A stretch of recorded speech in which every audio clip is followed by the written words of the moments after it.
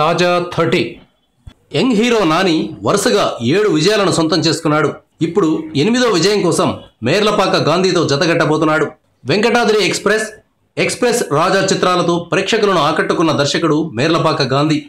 ఇతనితో నాని సినిమా అనగానే ప్రేక్షకుల్లో సినిమా వర్గాల్లో ఆసక్తి ఏర్పడుతోంది. తాజాగా నిన్ను కోరి చిత్రంతో అలరించిన నాని త్వరలోనే గాంధీ దర్శకత్వంలో సినిమాను మొదలు పెట్టబోతున్నాడు. 2017లోనే ఆ సినిమాను విడుదల చేసేందుకు ప్లాన్ చేసుకుంటున్నాడు. ఇక ఈ సినిమాలో హీరోయిన్ గా నివేదా థామస్ను ఇప్పటికే ఎంపిక చేశారట. నాని, నివేదా థామస్లు కలిసి జెంటిల్మ్యాన్, నిన్ను కోరి చిత్రాల్లో నటించారు. 2 సినిమాలు కూడా మంచి విజయాన్ని సొంతం చేసుకున్నాయి. దీంతో ఈ జంటకు మంచి మార్కులు పడుతున్నాయి.